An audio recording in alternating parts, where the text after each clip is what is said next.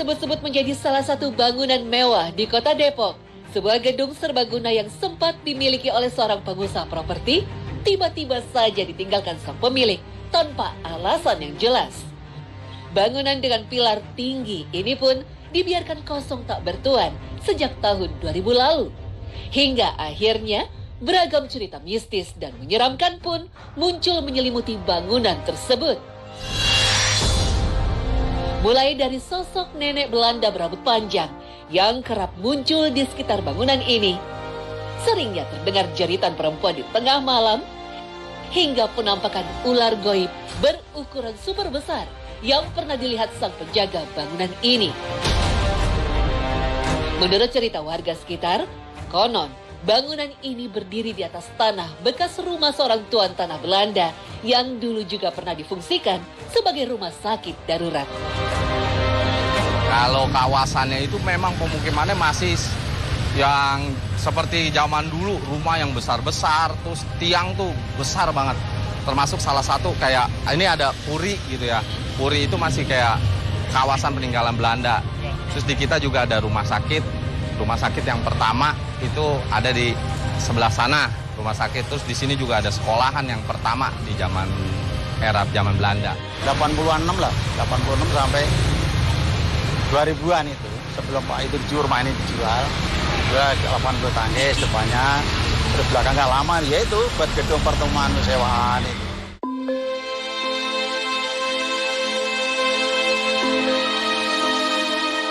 Terletak di tepi jalan raya kawasan Depok Lama, tampak dari halaman depan, bangunan terlihat mangkrak dan tak terurus. Beberapa bagian bangunan ini sudah tampak keropos dan lapuk. Ditambah lagi banyaknya barang-barang di dalamnya yang dibiarkan rusak dan menjadi rongsokan. Konon, sang pemilik akhirnya terpaksa menutup usaha persewaan gedung pertemuan miliknya ini lantaran banyaknya gangguan dari para makhluk tak kasat mata yang menyebabkan kebangkrutan usahanya. Baru melihat aja cukup angker. Sekarang Awana berada di kawasan Depok Lama dan di belakang saya ada bangunan peninggalan Belanda yang dulu katanya rumah sakit. Kebayangkan banyak hal-hal mistis dan banyak sejarahnya. Sekarang Awana mau bertemu dengan Bapak penjaganya. Memasuki bagian dalam bangunan tua ini, seketika mata langsung terfokus dengan banyaknya tumpukan aneka barang. Masih tampak beberapa lemari, meja dan kursi, sampai peralatan dapur dan catering makanan. Semuanya hanya dibiarkan usang dan tak terawat. Konon area ini dulunya adalah bekas hunian orang Belanda dan bekas rumah sakit tua yang sudah ada sejak tahun 1800-an. Sempat terbengkalai selama ratusan tahun sebelum akhirnya sekitar tahun 1990-an di atas tanah ini dibangun sebuah gedung pertemuan yang pada akhirnya pun kini bernasib serupa. Saya dengar-dengar ini dulu katanya bekas bangunan Belanda ya Pak? Dulu perumahan Belanda Bu, tapi sekarang udah diubah ini jadi gedung pertemuan. Jadi diatur jadi gedung pertemuan. Tapi kok mangkrak agak serem gini ya Pak? Emang serem ya Pak? Iya, emang begini keadaannya. Pak Ronald menjelaskan, jika dulu gedung ini biasa disewakan untuk berbagai acara bagi warga sekitar kota Depok. Mulai dari resepsi pernikahan, perayaan ulang tahun, ruang meeting, hingga acara konser musik. Kemewahan yang dulu pernah menjadi identitas bangunan ini, kini berubah menjadi mitos menyeramkan di kalangan masyarakat sekitar. Meskipun ruangan ini terbilang cukup lega, namun hawanya sangat aneh dan berbeda. Pak Ronald pun langsung mengantar saya ke sebuah ruangan di bagian paling belakang yang disebut-sebut menjadi yang paling angker di sini. Karena kerapnya kemunculan makhluk tak kasat mata. Aduh, ini cukup angker ya Pak. Berantakan gini kalau boleh tahu, ini ruangan apa dulunya Pak? Ini bekas ini catering, ini tempat makan-makannya. Oh, jadi dulu bekas catering Pak? Iya, jadi sini udah bekas catering, terus tahu makan-makanan, terus udah nggak kepake, ya banyak ini, nenek-nenek sini suka sini. Oh, ada nenek-nenek Pak? Ada nenek tua. Di sebelah mana Pak? Sini, lagi ngintip-ngintip aja kalau ada orang. Bapak pernah lihat sendiri atau? Ya tahu aja, banyak anak-anak kasih tahu tuh ada nenek-nenek nunggu di sini duduk. Oh gitu, di sekitar jam berapa ya Pak? Malam jam 11, jam 12 malam. Kenapa sih Pak munculnya neneknya di sebelah sana ya, di khusus ruangan ini? Apa dia meninggal di sini atau ada tragedi tertentu gitu Pak? Nggak tahu ya, jam kali banyak anak-anak situ, jadi dia muncul di sini kan tiap malam kan teman-teman pada ngumpul situ ramai, kali dia ini kali juga. Tak jauh dari ruangan dapur yang terasa mencekam ini, Pak Ronald menyebut jika ada sebuah tempat yang menjadi sumber kemunculan sosok astral berwujud nenek Belanda ini. Berada di halaman luar bagian belakang, terdapat sebuah ruangan kecil mirip kamar mandi yang rupanya saya lihat hanya ada sebuah pompa air. Namun Pak Ronald menjelaskan jika dulunya tempat ini merupakan sebuah sumur tua peninggalan Belanda. Konon, menurut cerita yang beredar di masyarakat, di tempat ini pernah terjadi tragedi pembunuhan yang mengerikan. Seorang wanita Belanda tewas mengenaskan, lalu jasadnya dibuang ke dalam sumur tua ini. Hingga masyarakat pun meyakini jika hantu berwujud nenek-nenek ini dulu adalah orang yang menjadi korban di tempat ini. Pak, setahu saya sumur nggak begini ya Pak?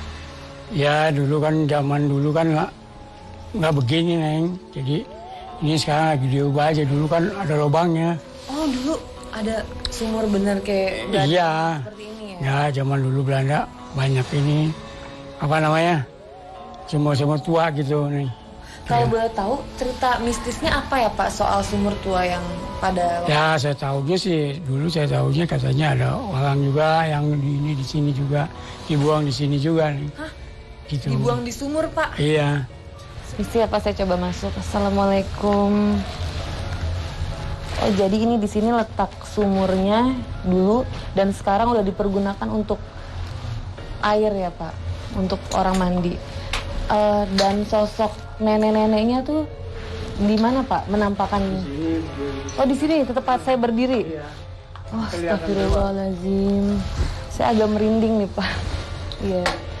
Berwujudnya tinggi atau di pendek gitu?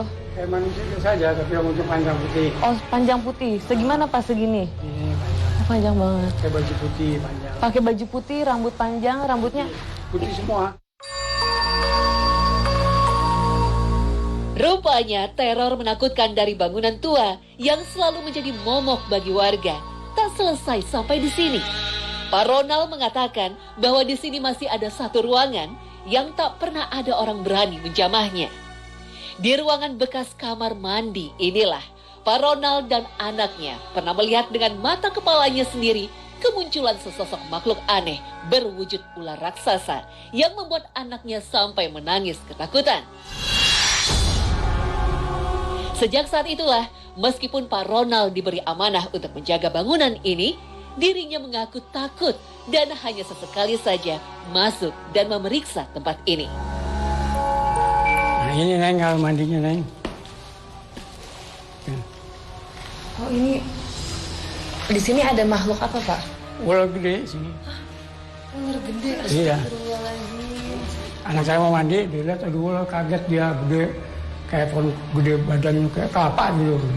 Pohon kelapa. Gitu. Sosok begitu saya datang sini hilang. Oh tiba-tiba hilang. Hilang lagi gitu. Berarti itu sosok siluman ya Pak? Siluman ini pasti. Ya. Makhluk gaib. Di bagian sini. Sini dalam pojok Jadi dulunya ini ada. kamar nih, ada itu. Cuma bakal mandi dulu sih. Udah berapa tahun Pak? Ini udah lama juga, Bu. Lama nih. Pas kejadian anak Bapak melihat umur usia 22 ya?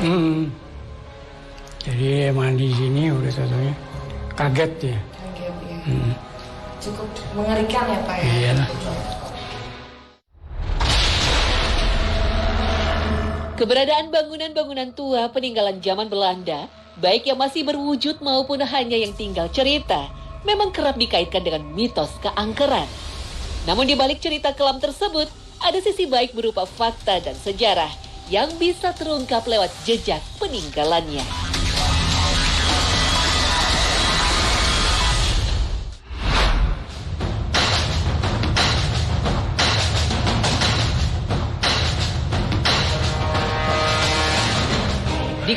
Batu Tulis, Bogor Selatan, terdapat sebuah situs yang usianya sudah ratusan tahun.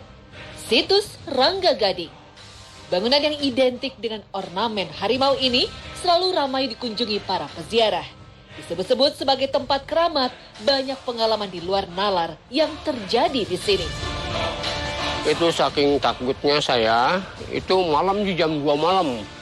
Itu mau mancing doang, mau mancing. Lewat sini, mancing malu. Dari kejauhan juga udah kerasa sama hati saya nih, saya papat itu baca yang tadi itu ya. Itu mah, boleh dikatakan palanya juga nggak kelihatan, jangkung gede putih. Saya memberanikan diri, mancing pengen, takut ada, akhirnya memberanikan diri. Itu yang putih tadi tuh ngebelit ke pokok naik ke atas, saya lari juga berikan. Ya cuman agak beda aja gitu suasananya gitu.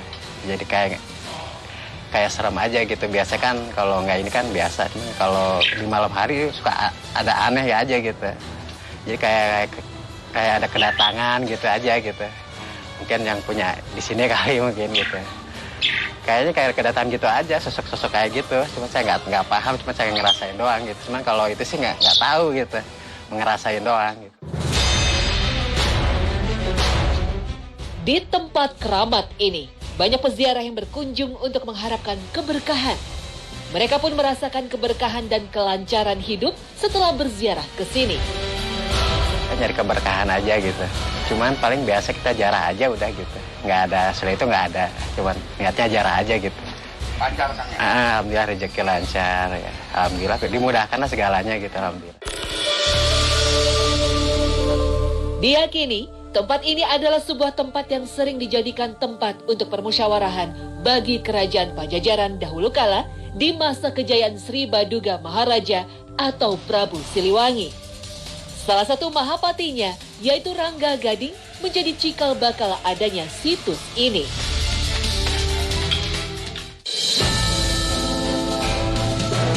Keberadaan situs ini pun ditemukan sudah sejak ratusan tahun lalu oleh sesepuh setempat. Tidak ada yang tahu kapan tahun pastinya. Dulu hanya seonggok batu besar saja yang ada di sini. Kini batu yang ada telah dirapihkan dan dibentuk seperti kuburan. Memang hanya nampak batu kecil saja di atasnya, tapi ternyata di bawah tanah yang kita pijak ini terdapat batu besar tersebut. Nggak berubah. Kalau dulu mah agak panjang. Itu. Jadi sekarang ya kan dibikin seperti makam. Gitu.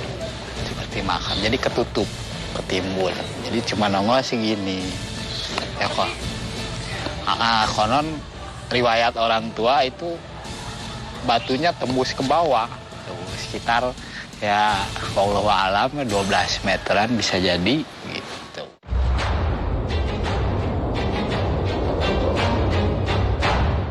Keunikan lainnya dari situs ini ialah atapnya yang sengaja dilubangi seperti ini. Sehingga situs tetap terkena matahari secara langsung atau bahkan kehujanan. Memang sejak dulu tidak pernah ada yang mencoba menutup atap ini. Bahkan ketika ada yang mencobanya pun ternyata gagal. Aja mau nanya, ini kenapa atapnya ada bolongan seperti ini ya? Oh itu disengaja. Sengaja? Disengaja. Biar cahaya masuk? Biar cahaya masuk, hujan, jadi alam kan. Dulu pernah riwayat orang tua ini pernah ditutup, tapi dia nggak mau, gitu. Jadi nyembur ke atas, gitu.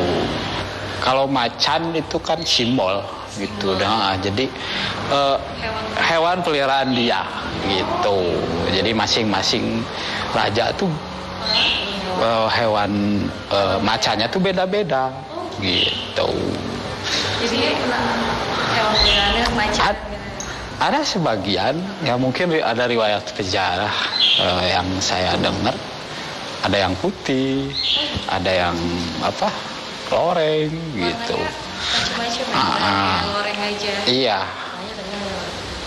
Yang putih, makanya kan ada ada patungnya gitu. Patung ada warna putih dan hitam. Yang hitam tuh si Lutung. Oh gitu, ada namanya. Iya. Yang putih si Tablo namanya. Dari dulu tuh namanya. Iya, dari dulu. Terdapat pula peninggalan lainnya yang umurnya sudah ratusan tahun, ialah sebuah guci. Guci ini masih kokoh hingga sekarang dan tidak pernah diganti. Airnya pun berasal dari sungai di sekitar situs. Awalnya, guci hanya dipergunakan peziarah untuk menyiram situs, namun kini sering pula para peziarah mengambilnya untuk obat. Oh, ini air. Oh, isinya air. Air, ini air. Itu airnya bisa untuk dibawa pulang gitu kan? Bisa dibawa pulang. Minum bisa? Bisa. Oh, iya. Jadi kadang-kadang peziarah suka minta air gitu. Nah, jadi kan beda. Di sini kan banyak yang sebagian banyak yang zikir, jadi gitu. Dari kapan tuh Pak? Dari kapan ya Kang? Dari zaman orang tua. Nah, zaman orang tua gitu. Namanya nggak pernah diganti berarti? Oh enggak. Masih kokoh. Dicoba Bang? Boleh, boleh.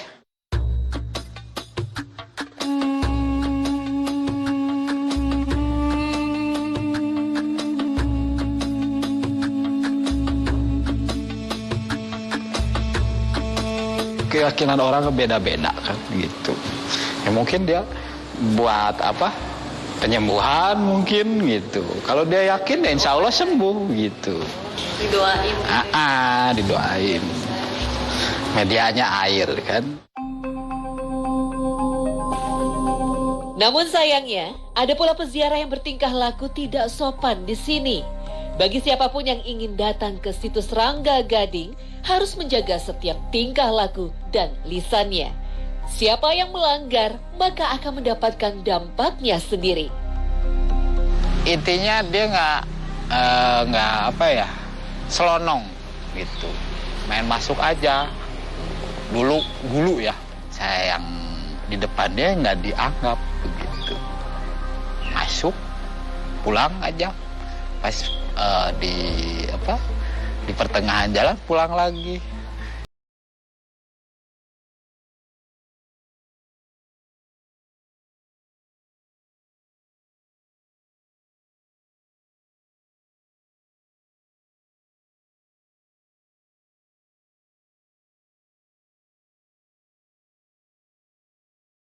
Saya pusing katanya, langsung minta maaf karena saya nggak pakai adab ke sini. Gitu. Intinya mah jangan merusak situs yang ada di dalam. Kan saya yang tegur gitu, jangan merusak, nggak boleh di sini karena ada undang-undang dilindungi pemerintah. Jadi kalau ada orang yang niat nggak bener, biasanya nggak jadi gitu. Salah satu warga pernah mengalami sakit hingga 2 minggu lamanya karena berada di situs ini. Tidak bisa dipastikan apa penyebab sakitnya, karena sebelumnya ia sempat mengalami mimpi aneh terlebih dahulu. Pas itu mau hari sore habis lewat asar lah. Saya itu kan hujan gerimis ya. Saya otomatis kerja berhenti, tiduran. Pas ketiduran benar. Pas itu mimpi itu perasaan bukan ada di sini gitu ya. Di mana gitu nggak kenal. Dan juga sampai kaget, pas bangun ingat kerjaan. Saya jalan ke sana ke bawah tuh, ke samping. Waktu wangi kembangnya bukan main, padahal situ nggak ada pohon kembang. Saya kan habis itu saya puji-puji, saya ingat saya jampe-jampe, saya tahu saya lah. Pas itu sampai saya di rumah, badan juga berasa berat, sampai 2 minggu saya sakit.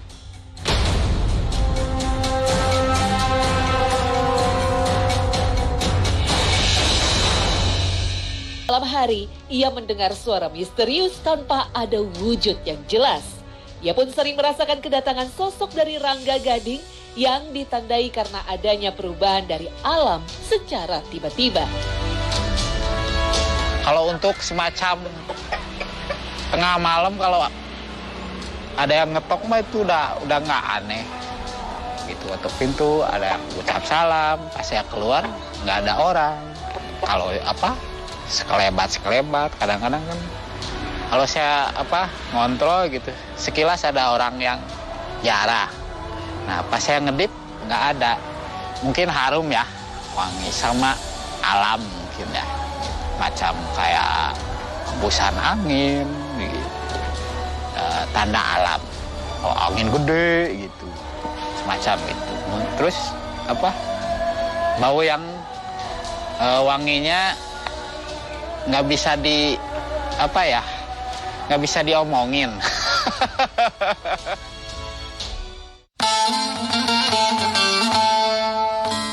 Meski situs Rangga Gading dikenal keramat dan selalu membawa keberkahan, tapi Ajat selaku kuncen yang sudah bertahun-tahun lamanya menjaga tempat ini selalu mengingatkan kita untuk tidak menjadi musyrik ketika berziarah ke sini. Ya, berdoa. Berdoanya ya kepada Yang Maha Kuasa, kepada Allah gitu. Mereka lah yang merasakan.